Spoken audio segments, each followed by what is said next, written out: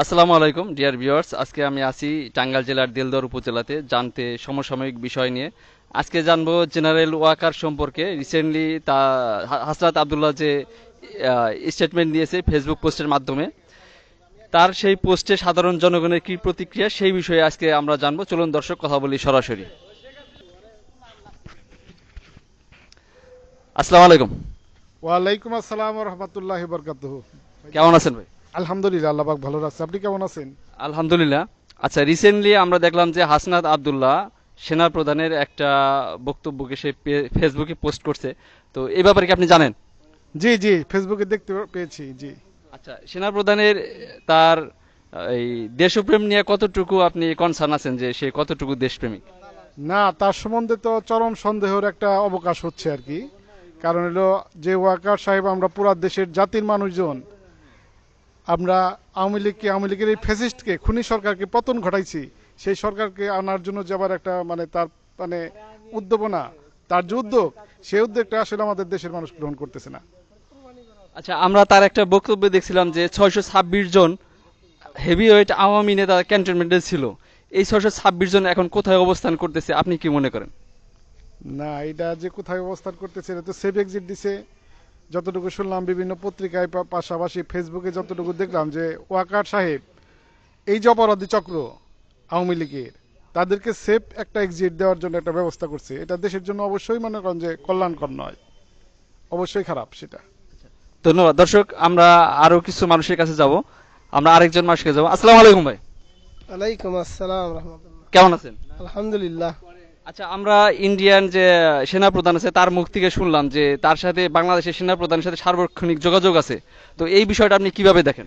শালাই তো ডাইরেক্ট ভারতে দালাল, দালাল এবং কি হলো আওয়ামী লীগের শেখ হাসিনার ঘনিষ্ঠ আত্মীয়। ও চাচ্ছে যে বাংলাদেশে আওয়ামী লীগরা আবার পুনরুজ্জীবিত করুক, এটাই ওর লক্ষ্য উদ্দেশ্য। এবং কি ও ওরে এমন ভাবে ওর পিছনে লাগা দরকার, ওরে দ্রুতভাবে হাসিনার সাথে কঠিন সিদ্ধান্তে ওরে দেশে থেকে তাড়ানো উচিত।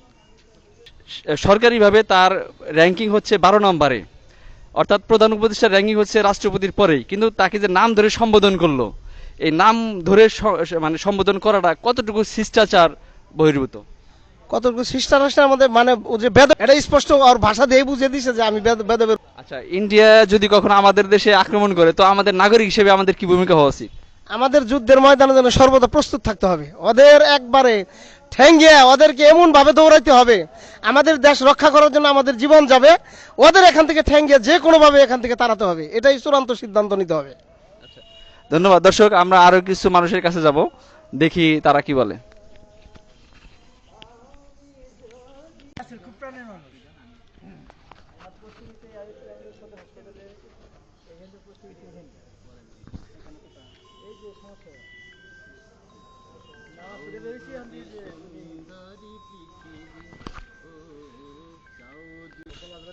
আসসালামু আলাইকুম।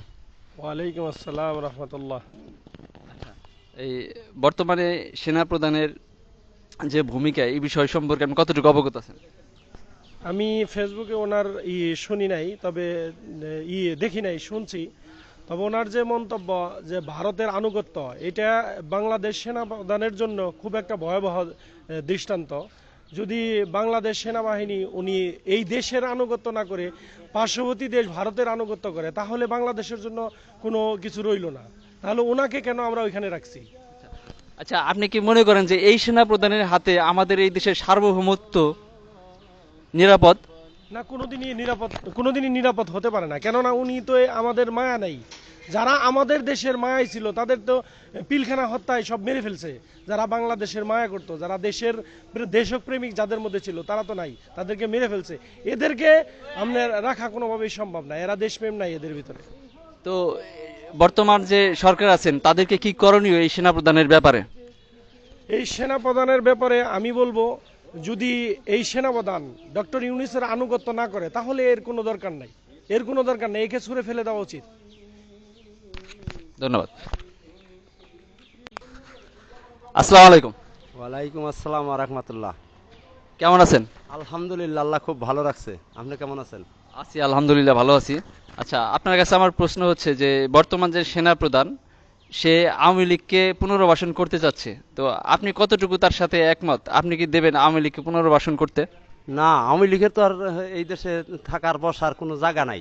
বর্তমান যে কাজ সে করছে, জনগণের উপরে হস্তক্ষেপ করছে, তাকে এই দেশে থেকে গেছে, আর ওরে আনার দরকার নাই এই দেশে।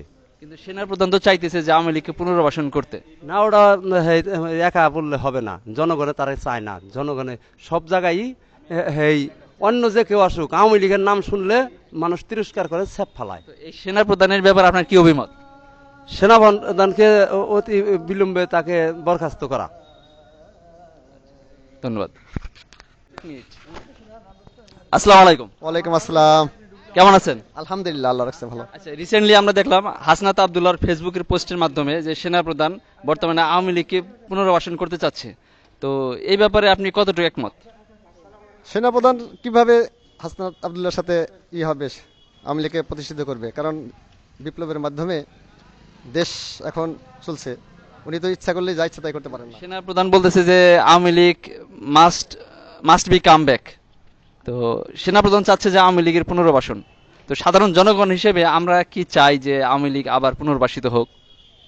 আমার তো মনে হয় যে স্বাভাবিকভাবে কখনোই সম্ভব না আওয়ামী লীগ আর পুনর্বাসন হবে, এরকম চিন্তাই করা যায় না।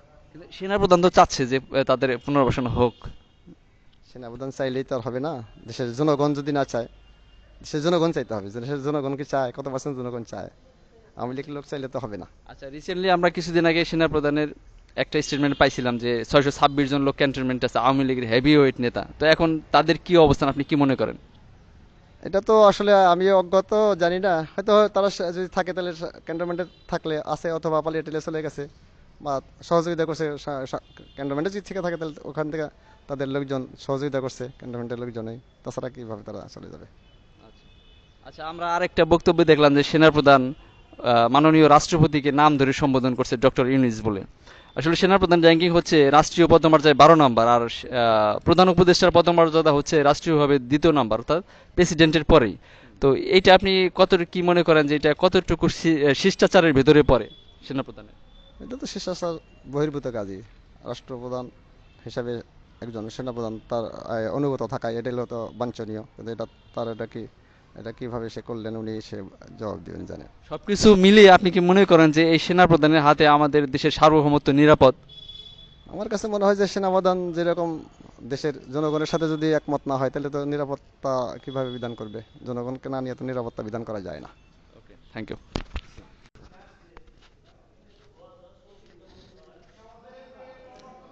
আসসালামু আলাইকুম।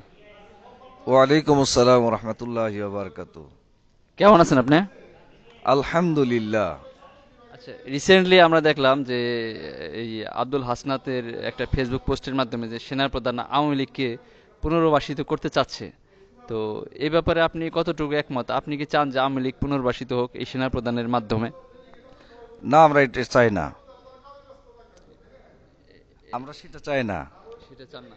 কেন চান না? চাই না এই জন্যই চাই না, যাতে আওয়ামী লীগ এই দেশে আবার ফিরি পূর্ণ প্রতিষ্ঠিত হোক, এটা আমরা চাই না। আমরা দুর্নীতি মুক্ত চাই বাংলাদেশ।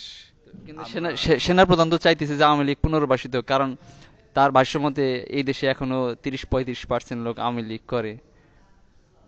করতেই পারে, আওয়ামী লীগ করতেই পারে, কিন্তু এই দেশে আর আওয়ামী লীগের দুর্নীতির স্থান নাই।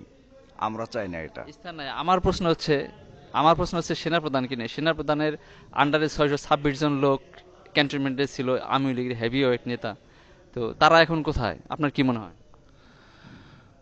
এটা একটা খুব, মনে করেন, খুব জঘন্য একটা কাজ করছে। আমরা মনে করি সেনা প্রধান হয়ে এরকম আশ্রয় দেয়া, এই দেশ থেকে পালিয়ে যাওয়া, এটা মোটেই কাজটা ভালো করেন নাই। তিনি বাংলাদেশের এতগুলো জনগণকে নির্যাতিত করলো, নিষ্পীড়িত করলো, আর এই লোকগুলা নিরাপদভাবে বাংলাদেশ থেকে পালিয়ে গেল। এটা আমরা আসলেই মানে খারাপ দিক লক্ষণ করি। ধন্যবাদ। আচ্ছা, আরেক সেনাপ্রধান আপনার একটা বক্তব্য দেখলাম যে ডক্টর ইউনিসকে নাম ধরে সম্বোধন করলেন, কিন্তু সেনাপ্রধানের র্যাঙ্কিং হচ্ছে রাষ্ট্রীয় পদমর্যাদায় 12 নম্বর, আর মাননীয় প্রধান উপদেষ্টার পদমর্যাদা হচ্ছে 2য় নম্বর, অর্থাৎ রাষ্ট্রপতির পরেই হচ্ছে তার পদমর্যাদা। তো এটা কতটুকু শিষ্টাচারের ভেতরে পড়ে যে সেনাপ্রধান তার নাম ধরে সম্বোধন করলো? মনে হয় তিনি কাজটা ভালো করেননি, কারণ তো তিনি তো একজন এই বাংলাদেশের প্রধান উপদেষ্টা ডক্টর ইউনূস, তাকে একটু সম্মান করে তো আমাদের কথা বলা দরকার। আচ্ছা, তাহলে আপনার কি মনে হয় যে এই সেনাপ্রধানের কাছে আমাদের দেশের সার্বভৌমত্ব কতটুকু নিরাপদ, আপনি কি মনে করেন? আমার মনে হয় তেমন বেশি সুবিধাজনক না। জি না।